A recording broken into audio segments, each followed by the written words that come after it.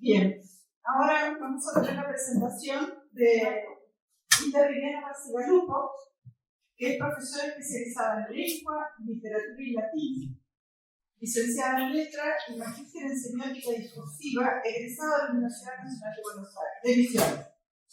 Realizó las siguientes especializaciones: alfabetización intercultural, educación y TIC, alfabetización inicial, literatura y escritura. Durante 34 años trabajó en establecimientos privados, estatales, de educación media y superior. Accedió a la Secretaría Académica del ITEC en Iguazú, mediante un concurso antecedente y estuvo a cargo de la rectoría entre el 2005 y 2006. Es la coordinadora pedagógica del proyecto MATE en área de pueblos originarios, con capacitaciones sobre turismo y centro intercultural bilingüe en Vía Guaraní, Clemencia González, Yacú y Bacotí. También se desempeña como docente en el Instituto Superior Antonio Ruiz de Montoya, en el profesorado de Lengua y Literatura. Y en el Instituto Sagrada Familia, en el profesorado de enseñanza primaria. Dictó talleres, capacitaciones docentes y formadores, y ha sido expositor en congresos y encuentros tanto dentro como fuera del país. Se desempeñó como facilitador en el primer encuentro latinoamericano de turismo comunitario voluntario. Actualmente es directora del Instituto Superior Indígena Raúl Caraí Correa desde el 2022.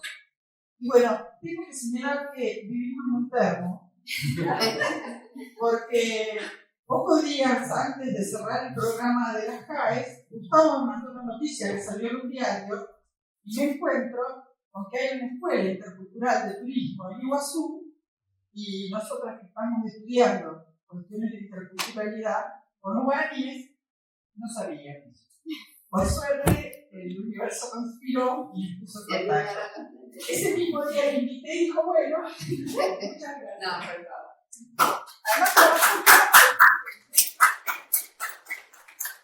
Además, buenas tardes para todas y para todos. Muchas gracias a las organizadoras por la invitación una otra, y gracias a ustedes por la presencia.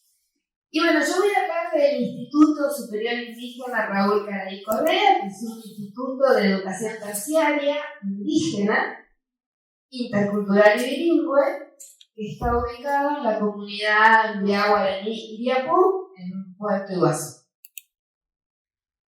Este instituto es el primer instituto superior, intercultural y bilingüe de la provincia de Misiones. No hay otro por ahora, esperemos que sí lo haya. Que fue diseñado también por un equipo intercultural desde la cultura y la cosmovisión guaraní para estudiantes indígenas. O sea, los destinatarios son estudiantes indígenas. Con la finalidad de formar técnicos superiores en turismo que sean y se sientan orgullosos de su identidad cultural, su lengua y su espiritualidad. Nosotros sostenemos que el turismo comunitario indígena es como una mesa que se apoya en 4 patas: la sustentabilidad económica, la sustentabilidad social, la sustentabilidad ambiental y la espiritualidad, que es constitutiva de la identidad guaraní. Y formar que estos futuros técnicos, ¿no?, sean emprendedores de un turismo sensible a lo social y el cuidado del ambiente, ¿no?, como una alternativa al turismo convencional y masivo, que es el que predomina en Iguazú. Y que sean, en el futuro, agentes de cambio, tanto dentro como fuera de la comunidad. Dentro de sus comunidades, generando emprendimientos de turismo comunitario indígena autogestionados, que genere o que produzca oportunidades de trabajo legítimo dentro de la comunidad. Pero también agentes de cambio fuera de sus comunidades en el campo del turismo, constituyéndose en interlocutores válidos frente a las agencias de turismo convencionales. que hoy están mirando al turismo indígena con cierto menosprecio, pero también como están viendo que es algo que puede dar mucha plata. Y eso, en cierta forma, es una amenaza. Yo decía hace un rato que somos un instituto intercultural y bilingüe. Bilingüe porque en el aula se hablan las dos lenguas. Habitualmente cuando se menciona que un instituto educativo es bilingüe es porque tiene más horas de inglés o más horas de francés, ¿no? Como una cosa aparte. En nuestro caso, el bilingüismo se da constantemente, todo el tiempo. Hay momentos en el aula en que se habla en español y hay momentos en que se habla en el guaraní.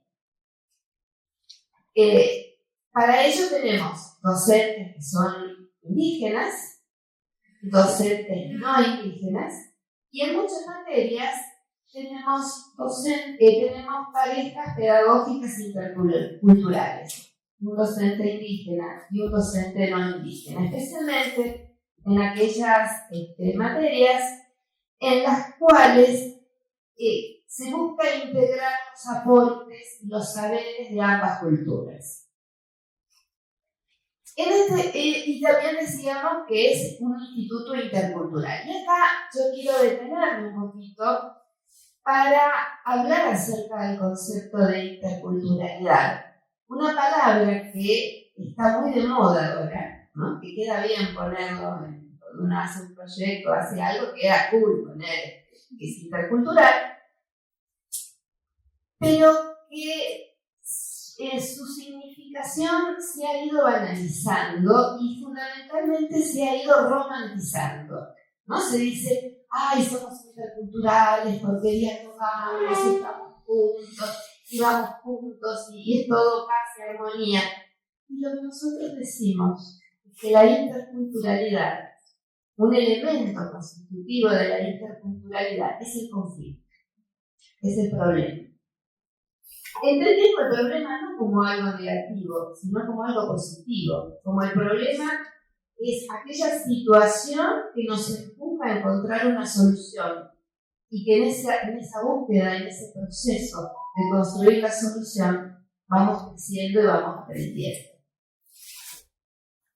Entonces, siempre que hay interculturalidad, hay conflicto. Pero siempre que hay interculturalidad, a pesar del conflicto o por el conflicto, la interculturalidad es lo que nos permite ese intercambio, en ese juego donde ponemos a disposición del otro lo que sabemos y valoramos lo que el otro sabe, y que podemos comenzar a construir conocimiento intercultural. Un conocimiento en donde el saber, la sabiduría, el conocimiento del otro, que es diferente, que pertenece a otra cultura, no es un conocimiento menor, ¿no? Y en este sentido, nos planteamos un concepto que actualmente se habla mucho, que es epistemicidio, ¿no? Pertenecemos a una cultura que aplasta y sofoca el conocimiento que no se adapta a sus propios criterios. Entonces, eso no quiere decir que vamos a estar de acuerdo con todo, que nos va a gustar todo. De hecho, hay muchas cosas con las que no estamos de acuerdo, pero las aceptamos y las respetamos. Para trabajar en la interculturalidad no solamente hay que enfrentar el problema, hay que enfrentar el conflicto, sino también hay que aceptar la diferencia, hay que aceptar que el otro es diferente, que no somos todos iguales. Somos diferentes, todos somos diferentes. Tenemos distintos orígenes, venimos de distintas provincias, tenemos distintas costumbres. Pero esa diferencia no nos hace ni mejores ni peores, simplemente nos hace diferentes y nos ofrece la oportunidad de aprender del otro, si estamos dispuestos. Esta diferencia también implica aceptar nuestros propios prejuicios, porque todos los tenemos. Todos pertenecemos a una cultura que es prejuiciosa. Todos tenemos dentro nuestro a nuestro pequeño Hernán Cortés. Entonces, a ese Hernán Cortés o a ese Pizarro lo tenemos que sacar de adentro y lo tenemos que mirar a los ojos para empezar a neutralizar. Recién ahí podemos empezar a trabajar en interculturalidad.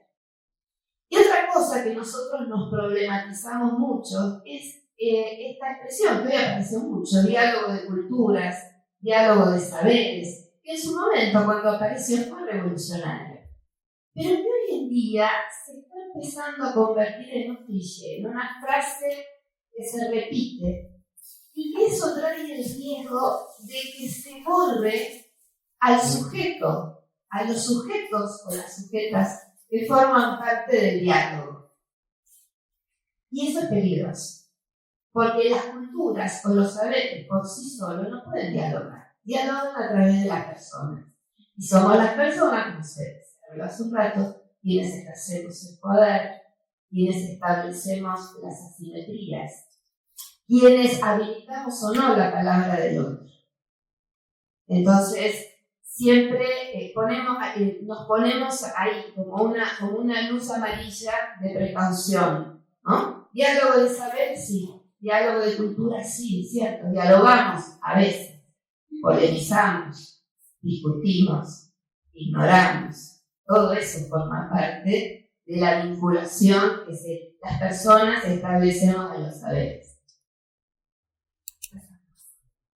Bueno, volviendo al instituto, nuestra misión es entonces fortalecer la cultura y la espiritualidad de nuestros estudiantes, al mismo tiempo que van construyendo su carrera profesional, de manera de poner en valor el patrimonio cultural y natural guaraní y permitir una conservación más efectiva de esa biodiversidad que tiene su territorio. Un territorio selvático que cada vez va desapareciendo más, lamentablemente. Y en cierta forma, ayudar a combatir la pobreza a través del ingreso al mundo del conocimiento y del trabajo como técnicos profesionales. Nosotros queremos formar emprendedores, no pretendemos formar empleados para. Esta propuesta, que hoy es una realidad, la del instituto, es una respuesta a un contexto que todavía hoy tiene las mismas características, ¿no? Que se caracteriza por la exclusión del pueblo enviado del sistema educativo informal del mundo laboral, una tasa de desocupación de empleo formal superior al 90%, salvo los auxiliares docentes y los agentes sanitarios. El resto vive de changas o de la venta de sus artesanías. Hay un debilitamiento de su identidad cultural. Las comunidades empiezan a estar cada vez más cerca de las ciudades, de los pueblos, ¿no? Es mucho más la incidencia que tiene nuestra cultura. En muchos casos, los jóvenes que sufren la discriminación, sufren el racismo, quieren convertirse en no indígenas, ¿no? Y esto genera una gran confusión espiritual muy grande que los lleva al suicidio. El suicidio es un gran problema dentro de las comunidades. Bueno, la disminución de los espacios selváticos, la cantidad de egresados de las escuelas secundarias dentro de las comunidades, ¿no? Hace unos 10 años comenzaron a fundarse escuelas secundarias dentro de las comunidades y todos esos egresados no cuentan con una oferta educativa intercultural y bilingüe que sea apropiada, que sea respetuosa de su identidad cultural y que tenga calidad académica. En muchos casos, vemos escuelas primarias o secundarias donde los alumnos son promovidos porque, pobrecitos, son indios. Y después la realidad les pasa por arriba porque no tienen los conocimientos necesarios para seguir adelante. Y por otro lado, bueno, lo que hablamos hoy, la exclusión del negocio turístico o de las oportunidades que el turismo ofrece, especialmente en Iguazú. Este instituto tiene toda una historia, tiene toda una serie de antecedentes que muy rápidamente voy a nombrar. El proyecto MATE desde el año 2005, el Centro Intercultural Bilingüe Vía Guaraní Chachuca Papotí, Clemencia González, o la Escuelita de la Selva, que es allí donde se desarrollaron capacitaciones para el turismo comunitario y actualmente funciona una primaria intercultural bilingüe para adultos, y que como resultado tiene el emprendimiento de turismo comunitario indígena de Illapú, que todavía existe, ¿no? que tiene mucha visita turística y que es autogestionado por ellos mismos.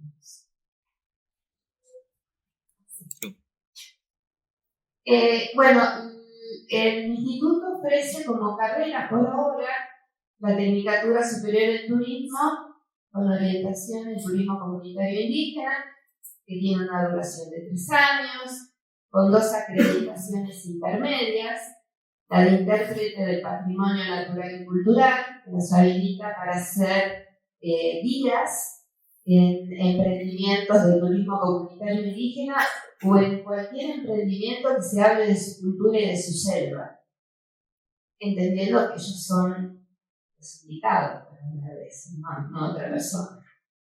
En segundo año, gestor del turismo comunitario indígena, que los habilita para diseñar y emprender microproductos de turismo. Y bueno, y finalmente, luego del tercer año, técnicos superiores en turismo, con todas las incumbencias de un técnico superior en turismo, pero orientados a este tipo de turismo. El turismo comunitario es un turismo que tiene una gestión diferente al turismo convencional, que tiene que ver con lo que mencionaba al comienzo, ¿no? La sustentabilidad no solo económica, sino ambiental, social, tiene que ver con un beneficio que la comunidad recibe, ¿no? de ese turismo. Y bueno, también como mencionaba hoy, contamos con docentes indígenas, no indígenas y parejas pedagógicas interculturales.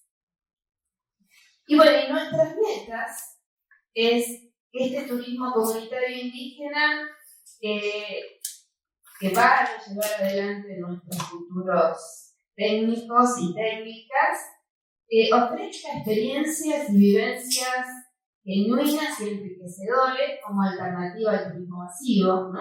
El turismo comunitario es un turismo más lento, respetuoso. Nosotros hablamos no de turistas, hablamos de visitantes, ¿no? Y la palabra visitante es como cuando uno va a visitar a la casa de otro, tiene que respetar el lugar a donde va, ¿no? Entonces, eso está en el espíritu de esta propuesta.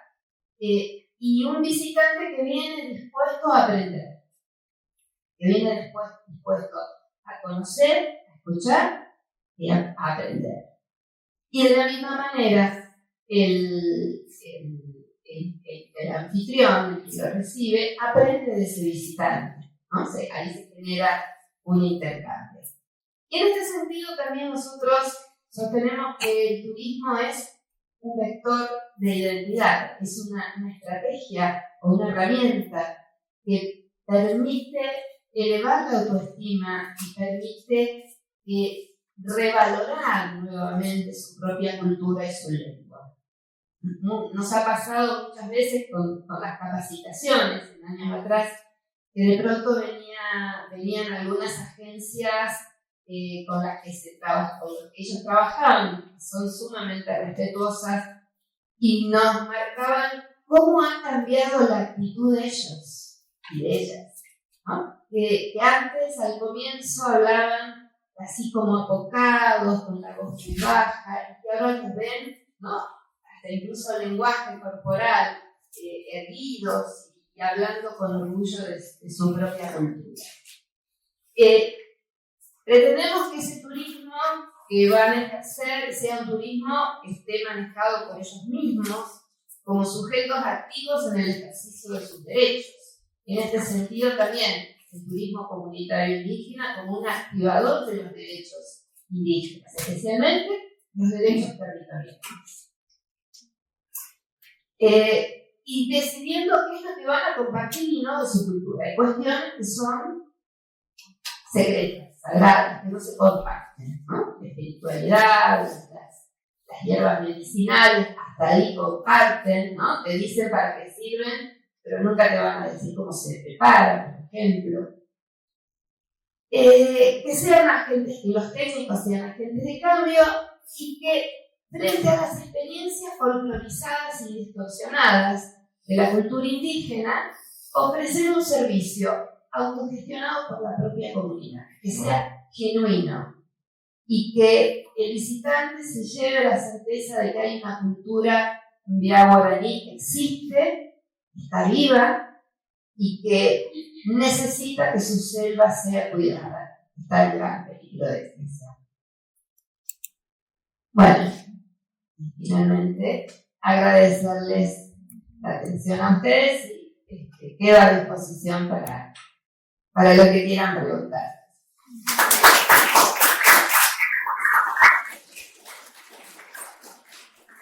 ¿Saben lo que significa Agüeyebete? Agüeyebete es un saludo al principio o al final o de despedida. Es un deseo como de paz y de bienestar espiritual, ¿no? Que se le ofrece al otro, de armonía, algo parecido al shalom hebreo. Cierto parecido. Agüeyebete, con las manos. Muchas gracias. No, Muy interesante. ¿Algún comentario, pregunta? Adentro, por favor. Sí, una consulta y queremos contar yo conocí Diapúa hace unos 8 años y una cosa que me impactó, yo recuerdo muy bien, es que ellos cuando empezaron la visita me dijeron que les costaba hablar. Me dijeron, mirá, va a ser una visita distinta, nos cuesta comunicarnos. Y la verdad que me gustó muchísimo la visita porque me pareció que había muchas cosas originales, ¿no?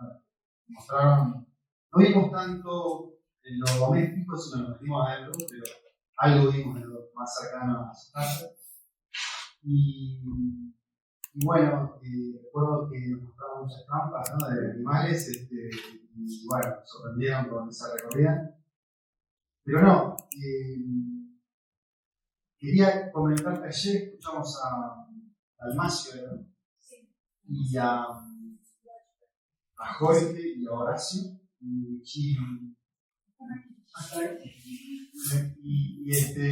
la verdad es que, no, escuchando a Almacio y a ellos también, cuántas cosas podemos aprender rápidamente, ¿no? Y fluyen, ya las charlas fueron muy fluidas, me encantó eso.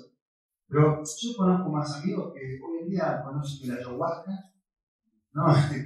Cosas que son bastante más lejanas, ¿no? Entonces, la pregunta es un poco difícil, ¿no? Pero quería tratar de que vos nos digas, ¿no? ¿Por qué todavía no tenemos una integración en Iguazú, ¿no? Con lo que es Iguazú, turísticamente hablando, empresarialmente hablando, ¿no? Con la cadena, los hoteles que tenemos ahí, ¿no? Con el turismo más fortalecido, más crecido, ¿no? Creo que tenemos que ver cómo lo podemos resolver a eso, porque honestamente como argentino me avergüenza. No puedo creer lo que nos está diciendo esos números, ¿no? Que es un poco lo que pasa es que no es tremendo, ¿no? Me parece gravísimo. Si no podemos resolver estos problemas en un lugar como ese, ¿dónde lo vamos a resolver? Es una pregunta que me pareció también interesada. Estamos en un congreso y toca. Es muy complejo, porque se da una situación muy perversa que es el clientelismo, ¿no? Los políticos y también los grandes empresarios, los que hacen el gran negocio turístico, les da, yo te doy, ¿qué necesitas? Te doy esto, ¿qué necesito? Te doy esto, pero después vos me tenés que dar a mí. Entonces han generado una costumbre de yugarla. Y nosotros lo vemos como que eso va a otra finalidad. Nos pasa con alumnos, con estudiantes que vienen y nos dicen, y nos van a dar útiles. No porque no queramos, primero que no tenemos, porque lo único que el Consejo nos dio cuando creó el instituto en el 22 fue el papel. Nada más. Ni una caja de pizza. Pero por otro lado, no. O sea, hay una cuestión de dignidad, ¿no? Jugar menos a la quiniela, no hagas ahorrar por otro lado, ¿no? Entonces, esa es la situación que se da especialmente en Iguazú, ¿no? Hay una cuestión muy perversa por parte de los políticos en épocas de elecciones y de los empresarios, y que han generado esto de, alguien me va a dar. Y nosotros, si queremos formar profesionales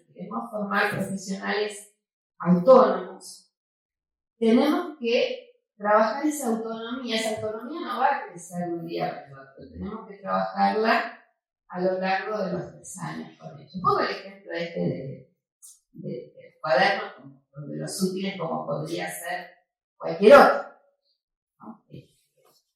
Pero no hay un interés, y yendo así, siendo más cruda la respuesta, yo te diría, y bueno, el porqué es racismo. Es racismo. A mí se me acerca gente y me dice, ¿y en serio ellos aprenden? ¿En serio? Y se ríe, la gente se ríe, ¿no? ¿Cómo? Porque, ¿cuál es el otro problema? Y a lo mejor los compañeros Wichi, a lo mejor van a estar de acuerdo. Su lengua materna es el idioma guaraní.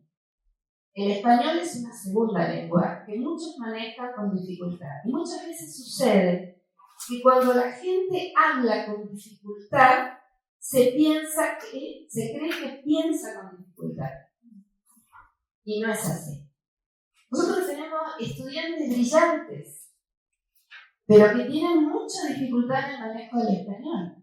Entonces, nosotros sabemos que si le hacemos una pregunta, le tenemos que dar tiempo, porque tiene que traducir en su cabeza la pregunta, pensar la respuesta y volver a traducir al español.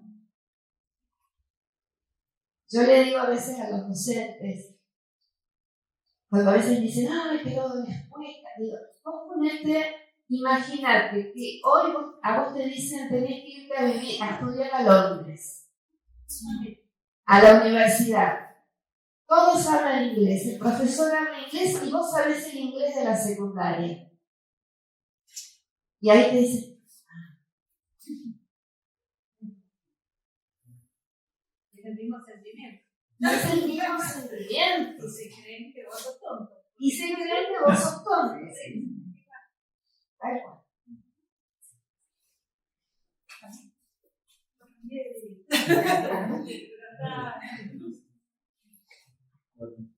Gracias, Viviana. Y me quedaba con esto de que no son clientes sino visitas, no son turistas sino visitas, ¿no? Y pensar esto también de la dificultad, también ustedes hablaban de esto de estar incluido el negocio turístico, también la investigación en relación público-económico, también hay una economía propia que no siempre se responde con el origen, por ejemplo, del ecoturismo, que tiene mucha promoción hoy, a veces tiene también mucho de desutilizar o una demanda que viene muy de Occidente, y a veces hay reclamos, por ejemplo, de gente que hace ecoturismo o comunidades turísticas de los tobas, por ejemplo, en el Internet, ONGs que capacitan, desarrollan proyectos y terminan quedando los grupos que a lo mejor son criollos, que manejan colonos, digamos, que manejan el ecoturismo, van a visitar a las comunidades y se reclaman, por ejemplo, bueno, de ciertas pautas que son nuestras, pero no de ellos, no del hogar, digamos, como acordar un horario. ¿No? De hecho, son pequeñas cosas que se suelen poner como clic, digamos, de causas por las cuales no se puede a veces generar el turismo. No es difícil acordar un horario y discutido de pautas normativo o cambiar el aceite y si hay camionetas o lanchas que proyectos con un impenetrable que es el caballo de lanchas o el hecho de mantener ese recurso implica una sustentabilidad económica no va con la lógica a lo mejor de la cultura. Entonces, a veces hay muchos recursos puestos en instituciones para la promoción del ecoturismo, pero con la lógica económica occidental, ¿no? Es esto de también bueno como correrse de la idea del negocio turístico a una economía doméstica, a veces son escalas más pequeñas, entonces no tienen el impacto de la trayectoria del proceso ecoturístico gestionado desde lo occidental. Esas pautas culturales cuesta articularlas con un turista, digamos.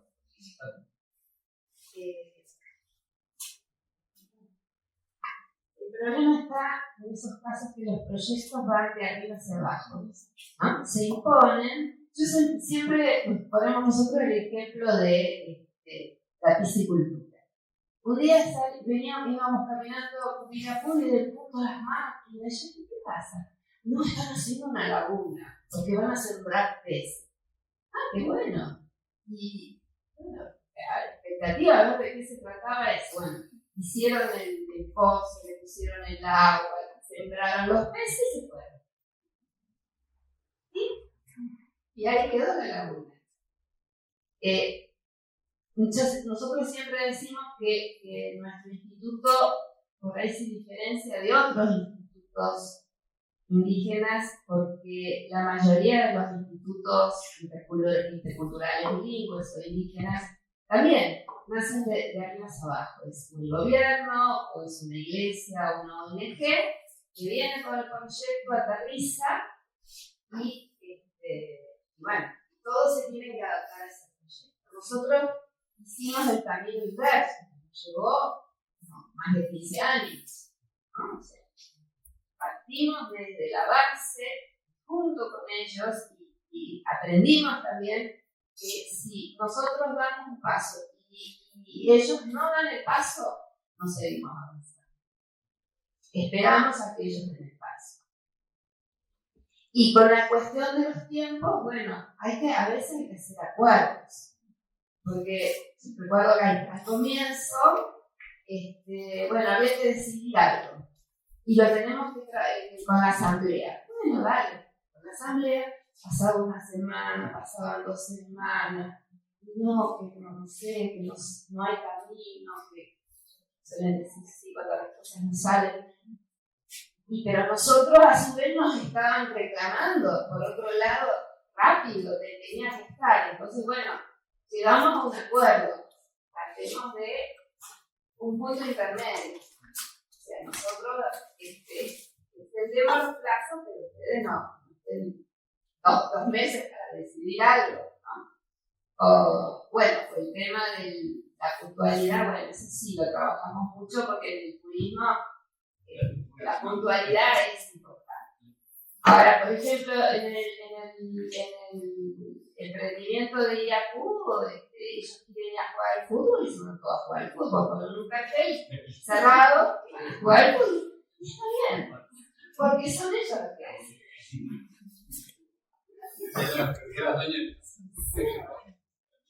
Somos los campeones, ¿no? Bueno, quería comentarles que, bueno, viendo esta linda experiencia que tienen del Instituto Caray Correa, bueno, me recordó una experiencia, bueno, similar, bueno, que tenemos acá en la Facultad de Ciencias Forestales.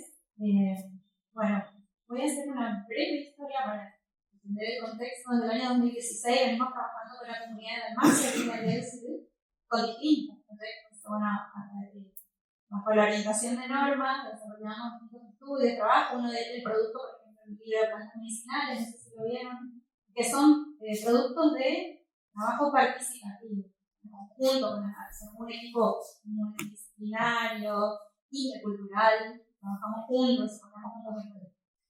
Y también desarrollamos audiovisuales para la enseñanza de la ciencia, porque, bueno, son trabajos. Y uno de los productos o de los resultados que se fue desarrollando es que desde el año 2019 acá en la facultad tenemos el curso de lengua guaraní que lo coordinamos y lo dictamos, configuramos en conjunto, bueno, con Dalmacio y la gente de la comunidad del CIDE. Obviamente, en este caso, nosotros oficiamos como auxiliares docentes, la parte pedagógica, y bueno, y ellos ponen el conocimiento. Entonces, este curso tiene 3 niveles, y bueno, y se aborda la gramática, pero también lo que es la cultura guaraní. Y tiene mucho de etnobiología. Está muy bueno el curso. Bueno, y comentarles esto, que en ese caso, por ejemplo, Dalmacio, el docente, es el que dicta la clase, nosotros acompañamos, ahora tenemos, yo coordino más porque no es directora, ¿no? Porque está haciendo su doctorado. Pero tiempo. Bueno, y ahí, por ejemplo, bueno, son ellos los que dictan el curso, y bueno, tuvimos estudiantes, por ejemplo, Ana María Borrosito Kramer, que si la conocen, ella hizo el curso, también Gabriela Schiavoni, y bueno, y otros becarios, bueno, hay becarios de UNICEF, actualmente están realizando, por ejemplo, en La Plata. Pero, bueno, esa es una linda forma también de... Por ejemplo, ayer me pareció extraño, capaz por los nervios, porque además siempre se presenta como docente de la Facultad de Ciencias. Porque lo es. Acá es docente, oficialmente, de la Escuela de Idiomas, en este curso de lengua guaraní.